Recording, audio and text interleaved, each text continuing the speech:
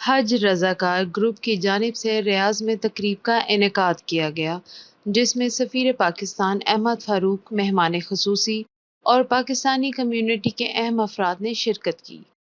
इस मौका पर ग्रुप के मेंबरान में अवार्ड्स और सर्टिफिकेट्स तकसीम किए गए ताकि इनकी खिदमात का एतराफ़ किया जा सके।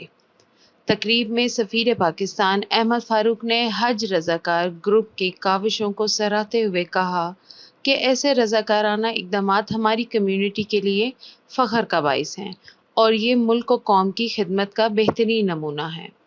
उन्होंने ग्रुप के तमाम मेंबरान की हौसला अफजाई की और इनकी मेहनत को सरकारी सतह पर भी तस्लीम करने की ज़रूरत पर जोर दिया। इस मौका पर हज रज़ाकार ग्रुप के सरबराह ने भी खिताब किया और कहा कि ये अवार्ड्स और सर्टिफिकेट्स इन तमाम अफराद को दिए गए हैं जिन्होंने हज के मुक़द्दस फरीज़े की अदायगी में दूसरों की रहनुमाई और मदद की है।